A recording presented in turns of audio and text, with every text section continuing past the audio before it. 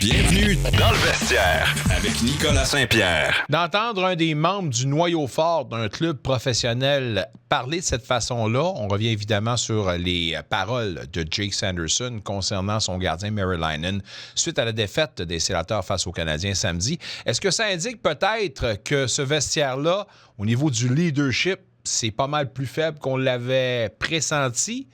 Ou c'est peut-être juste une petite tempête dans un verre d'eau? On pose la question à Alain Cyr.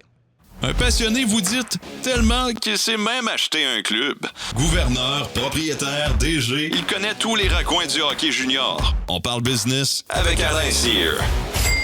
Présentation du restaurant Chances Are, 2 adresses pour mieux vous servir, Chemin Montréal et sur l'avenue Woodruff. D'entendre justement un membre d'un noyau fort, d'un groupe de leaders dans un vestiaire comme ça, est-ce que c'est surprenant, et est-ce que ça nous indique peut-être un niveau de leadership un peu plus faible de ce à quoi on s'attendait? Bien, effectivement, Nicolas, c'est définitivement le cas. Tu sais, année après année, les sénateurs, on dirait qu'il y a toujours une controverse sort du vestiaire, qui sort alentour du club, qui vient effriter la confiance de l'équipe, qui vient enlever la confiance des partisans. C'est vraiment bizarre ce qui se passe année après année, mais les commentaires de Sanderson l'autre soir, je pense qu'en même temps d'être un cri de désespoir, c'est un cri à l'aide, dans le sens que ces joueurs-là, ils veulent de l'aide de la direction de l'équipe pour essayer de régler une fois pour de bon tout ce qu'ils ont à régler dans l'équipe. Tu sais, il y a des matchs qu'on peut regarder des sénateurs, Nicolas, où ce que l'équipe elle travaille extrêmement fort, sont sa job, tu sais, ils ont une première, deuxième, une troisième effort, puis après ça, ça s'effrite. Tu sais, il y a une fragilité dans l'équipe. Il y a définitivement un manque de leadership, à mon avis, puis je pense qu'on s'en est déjà parlé depuis 2, 3 ans maintenant. Et puis, ça l'aide pas quand un joueur sort publiquement puis qui dit à 5 buts, on aurait dû gagner, puis on ne peut pas gagner si on donne 18 lancés et sur les 18 lancés, il y a 5 buts. Ou 6 buts, excuse. Il n'y a pas tort, là. Mais pour moi, dans un vestiaire, ça ne se dit pas. Tu dois être solidaire jusqu'à la fin.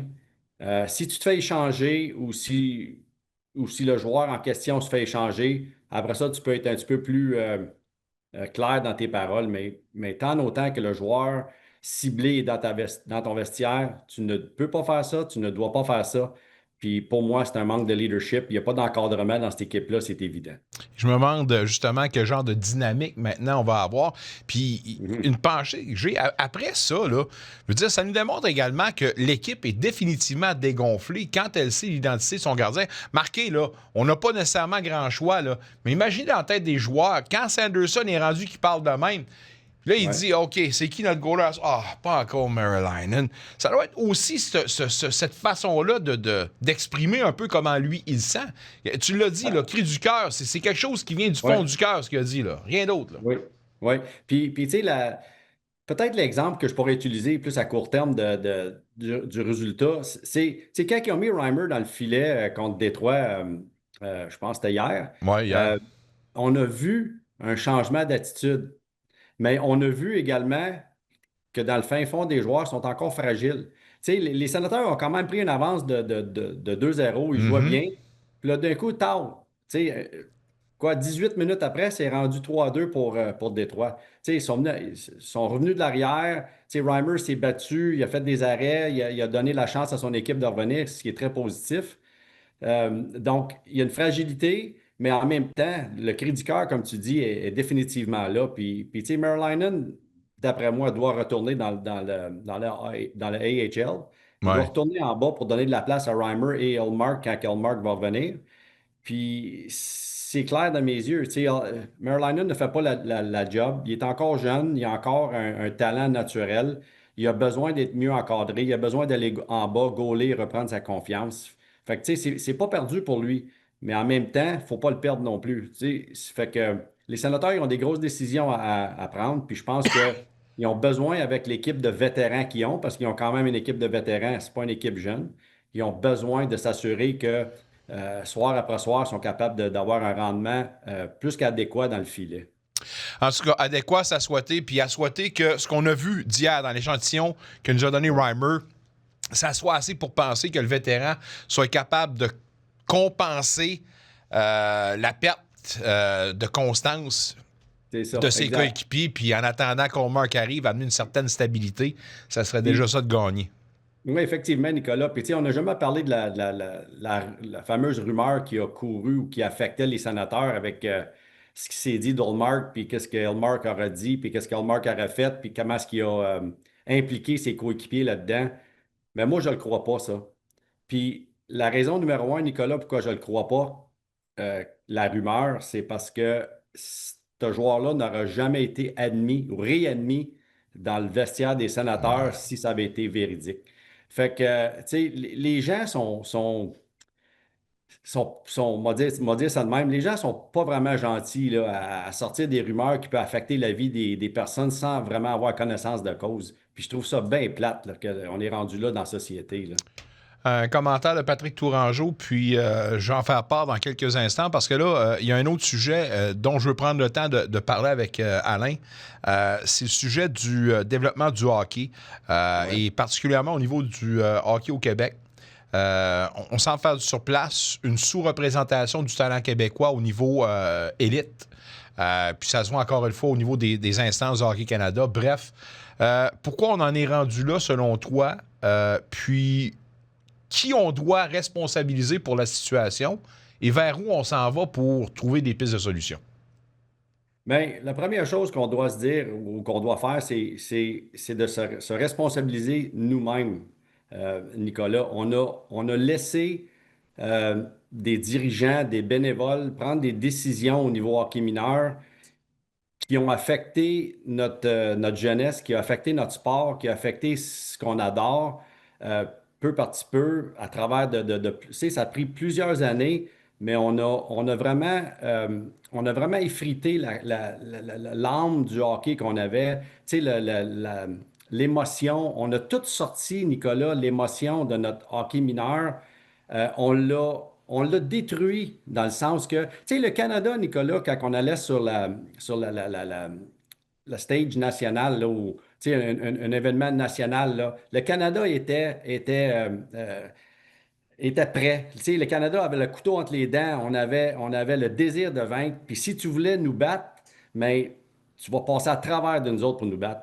Mais au niveau du hockey mineur, Nicolas, tu sais, je ne sais pas si les gens ils savaient, mais j'ai déjà été vice-président et président du hockey mineur dans le secteur Elmer. Puis, tu sais, le premier règlement que j'ai vu passer, moi, je pense que c'est en 2004-2003, c'est quand on a fermé les tableaux là, pour les pointages au niveau novice, pour pas que les petits gars ou les petites filles sachent s'ils ont gagné ou ils ont perdu Ouais, les points une game francs-jeux, de là. hockey. Ouais, non, ça, c'est pas franc-jeu. Ça, c'est juste fermer le tableau parce que on voulait pas que nos enfants subissent un échec. Hmm. Tu sais, Nicolas, quand on jouait au hockey à l'extérieur, dans la rue, là, quand on était jeune, là, on savait si on gagnait ou on perdait Ouais. 19, 18, 17. Tu sais, c'est quoi cette mentalité-là mentalité-là de mettre nos enfants dans Watt continuellement pour pas qu'ils vivent un échec? Tu sais, on perd au hockey 10-7, c'est pas la fin du monde, là. Puis l'autre élément au niveau de hockey mineur, parce que je veux vraiment arriver à notre hockey majeur au Québec ici, là, c'est ils ont instauré un règlement, ça s'appelle les francs-jeux, où ce que si tu gagnes une game de hockey, tu as 2 points, mais tu as un point supplémentaire ou un point boni si tu n'as pas dépassé le nombre de punitions, de minutes de punition pendant ton match. Fait qu'exemple, une équipe Pee-Wee peut avoir 12 minutes de punition. S'ils n'ont juste 10, ils gagnent leur point franc-jeu, parce que puis je vais être poli, je vais dire point franc-jeu. Mais pour moi, Nicolas, la conséquence d'avoir enfergé un joueur en échappé, tu as 2 minutes de punition. Tu n'as pas besoin d'additionner les 2 minutes de punition pour T'as pas besoin de faire un cumulatif pour donner ben ouais, d'autres points. pour Ça un autre change un point. peu. Ça change un peu la donne, là. Exact. Si tu veux encadrer le sport, puis tu veux enlever les entraîneurs qui sont trop abusifs envers les officiels ou les coups extrêmement dangereux, mais encadre cet aspect-là de la game avec des suspensions sévères. Là, tu pourrais peut-être essayer d'enlever un point ou mettre un point si un entraîneur se fait éjecter à l'extérieur du match, parce que c'est pas un bon exemple. On va se dire les vraies choses. Là, le hockey mineur, ça n'a pas sa place. Là. Mais, mais enlève pas ce qui est la game de hockey ou ce que c'est une bonne mise en échec, une belle passe, un beau but, un arrêt extraordinaire. Enlève pas ça de la game. Puis c'est ça qu'on a fait au niveau de hockey mineur.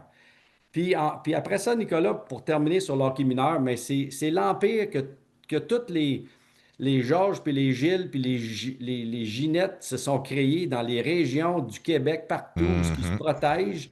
Eux autres, leur façon de faire qui existe depuis 1961, qui a été modifiée en 1990, c'est encore la bonne façon. Mais c'est faux, Nicolas. C'est tellement faux que, que moi, je dirais que le hockey mineur a besoin de, pas de se D'une faire mettre sous refonte? tutelle, pas de se faire mettre sous tutelle, mais on a essayé de créer un comité pour corriger le hockey mineur. Ça l'a accompli quoi? Ça n'a pas accompli grand-chose. Pourquoi, Nicolas, à mon avis? C'est parce que les gens qui ont été sur le comité, qui ont déposé un rapport, qui ont dit on devrait essayer X, Y, Z, n'ont jamais eu le mandat pour implanter X, Y, Z. Hmm. Puis c'est ça qui est triste, parce qu'on avait des spécialistes qui étaient capables d'aider, encadrer, mieux diriger, mais n'ont jamais été capables d'accomplir ils ont été mis là pour faire. C'est désolant, puis il y a des gens là-dedans qui, malheureusement, se sont bâtis des empires, Oui, on va dire comme ça. Puis, oui, de peur de perdre justement cette emprise-là, ben, on a décidé d'y aller avec le statu quo, alors que ailleurs, exact, partout dans le monde, il y a eu des améliorations.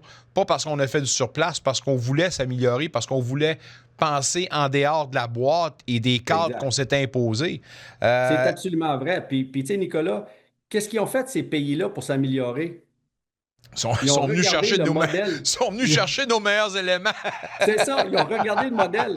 Puis là maintenant, on parle du hockey Eh, majeur. Puis j'ai adoré l'article de Michael Lalancette dans le Soleil. Je ne sais pas si tu as eu la chance de le voir, de le lire, Nicolas. non. Et je l'ai adoré parce que lui, il est allé passer en entrevue des dirigeants, des DG de la Ligue junior majeure du Québec, des agents de joueurs. Puis ce qui m'a surpris le plus, là, c'est depuis, moi, je te dirais 2015-2016, une des équipes qui voulait éliminer les bagarres dans la Ligue junior majeure du Québec, c'est les Remparts de Québec. Puis, pour toutes sortes de raisons. Puis Simon Gagné, qui est rendu le nouveau directeur général des Remparts de Ouais. Québec, a dit sous la plume de Michael Lancette que c'était une erreur.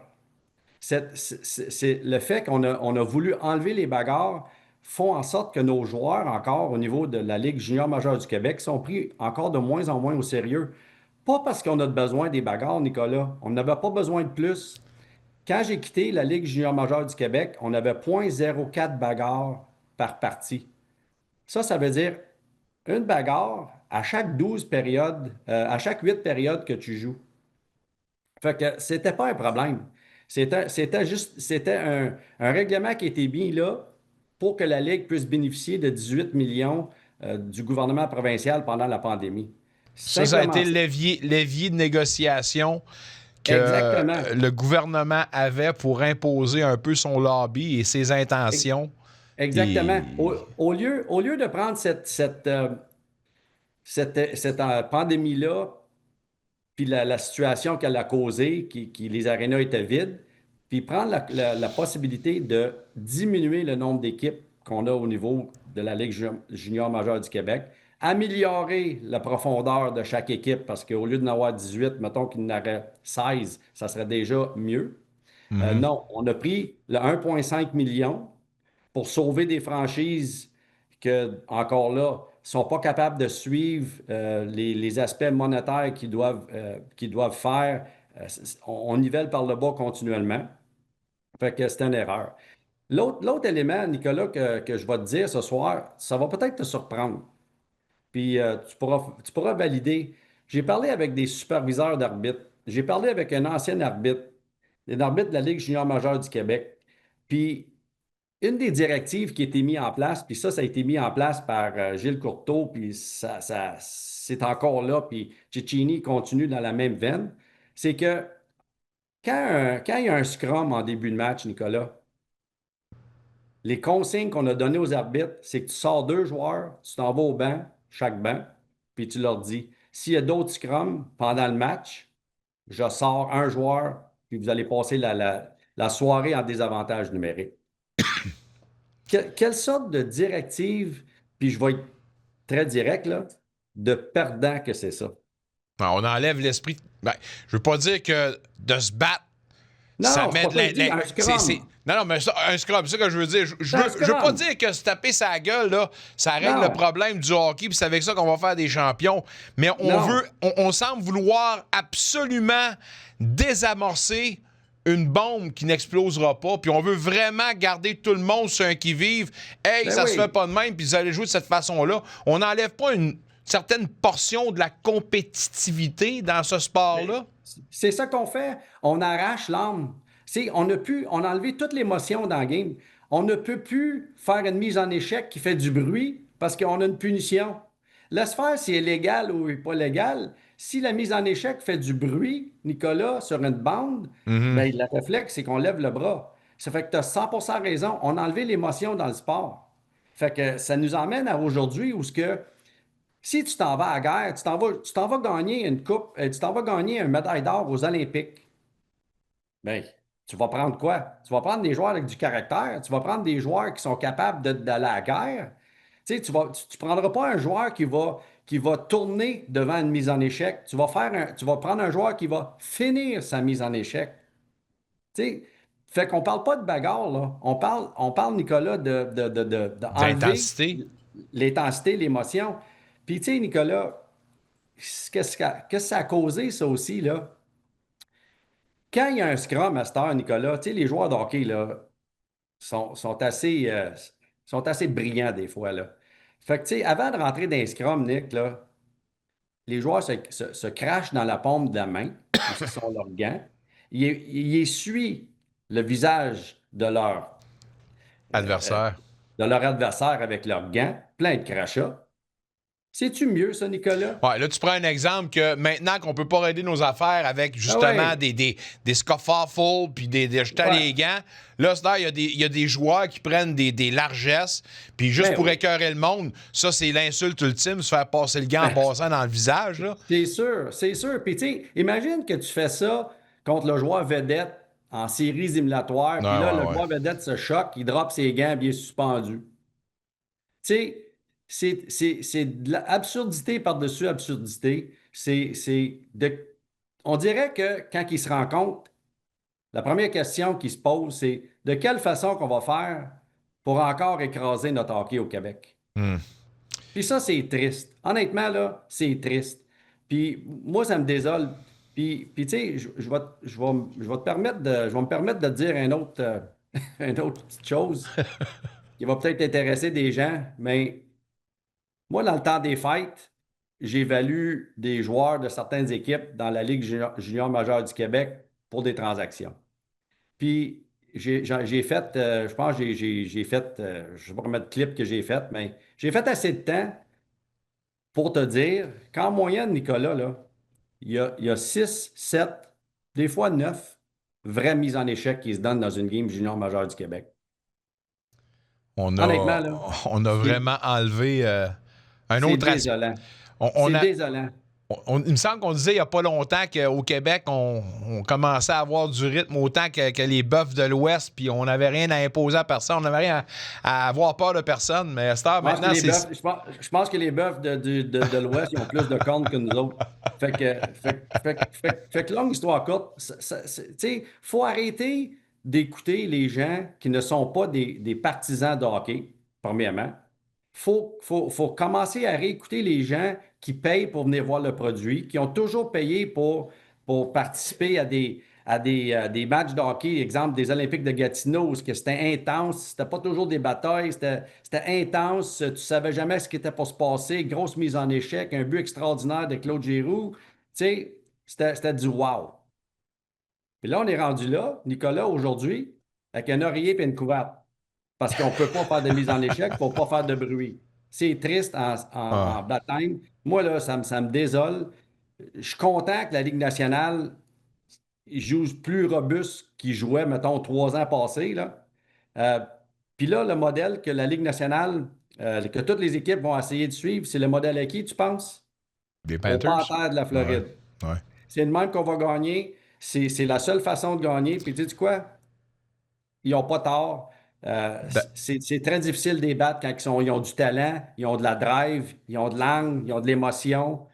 C'est quasiment imbattable, ça. D'ailleurs, Matthew Tkachuk qui est prêt à revenir au jeu pour les Panthères, une grosse addition qui va ajouter justement la Ouais, robustesse dont faisait attrait ouais. notre ami Alain Cyr. On va se laisser là-dessus, mais j'espère qu'il y a des oreilles quelque part qui vont entendre ce que tu viens de dire, parce que c'est peut-être justement ce qu'on est en train de vivre, l'effet pervers d'avoir vendu notre âme au diable pour une C'est survie ça. de certains clubs. Et là, maintenant, ben, celui qui a mis la main dans la poche a le droit de mettre son petit grain de sel dans les Exactement. décisions du Puis, hockey. puis l'objectif d'un commissaire de ligue, là, ça devrait.